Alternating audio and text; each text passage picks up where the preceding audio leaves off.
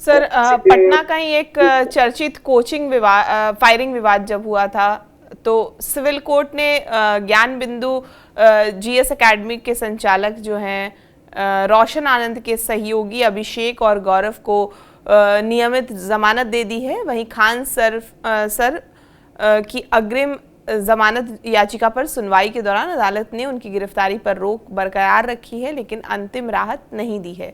तो कोर्ट ने पुलिस से अपडेट केस डायरी मांगी है और अगली सुनवाई जो है वो 27 जून को तय की गई है। तो खान सर के दोनों जो गार्ड्स की जमानत पर भी फैसला टल गया है। मामला 2 जून को मुसलसलपुर हाट से हुई मारपीट, पत्थरबाजी और कथित फायरिंग से जुड़ा है, जिसने बिहार में काफ़ी चर्चा बटोरी थी। तो इसमें क्या अपडेट है और क्या अपडेटेड डायरी से मामले में नया खुलासा कोई होगा? 27 जून को खान सर को क्या राहत मिल सकती है?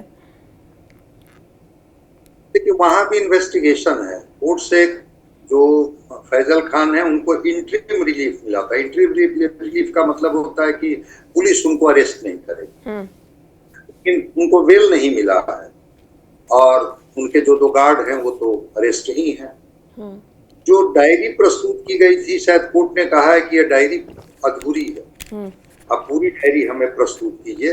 तो इन्वेस्टिगेशन का काम तो वहां भी पुलिस का ही है और पुलिस इन्वेस्टिगेशन करके जितना जल्दी कोर्ट में डायरी प्रस्तुत कर देगी, उसके आधार पर कोर्ट निर्णय लेगा कि हाँ, इनको बेल दिया जा सकता है कि नहीं दिया जा सकता है। तो ये मामला अब अदालत केंद्रित हो गया, अदालत अब इसका निर्णय करेगा। अब इसमें सोशल मीडिया जैसी कोई बात नहीं है जो खबरें चल रही थी, अब ये कोर्ट का विषय हो गया कि कोर्ट जो है वो किस तरह से निर्णय इस पर लेता है।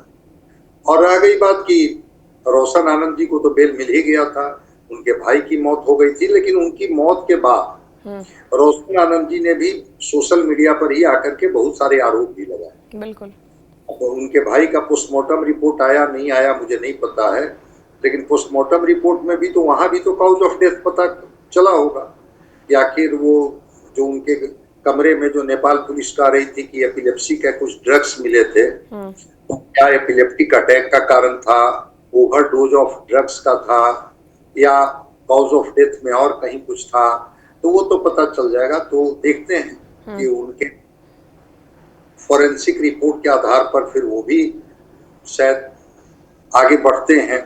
लेकिन देखिए, मैं हमेशा इसका पक्षधर रहा हूं।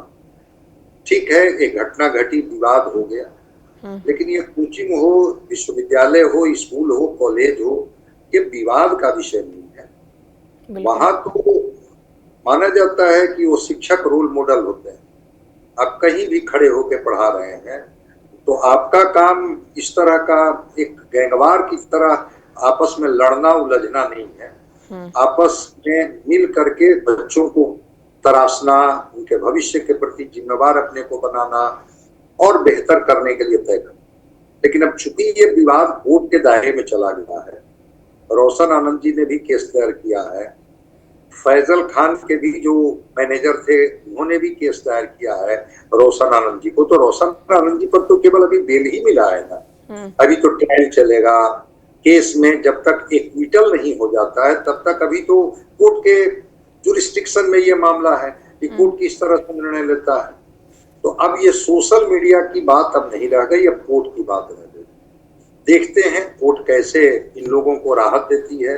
हालांकि जब इनको भी, रोशन आनंद जी को भी बेल मिला था, तो वहां भी जो रिमार्क्स दिए थे जो भी जज थे, उन्होंने कहा था कि शायद एडिशनल डिस्ट्रिक्ट जज थे, उन्होंने भी कहा था कि आप लोगों के बीच में हेल्दी कंपटीशन होना चाहिए।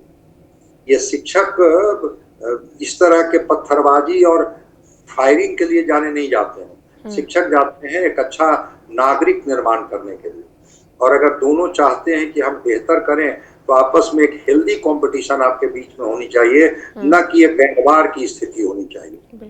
तो अब तो मामला कोर्ट में है। बिल्कुल आप सही कह रहे हैं कि 27 जून का डेट है।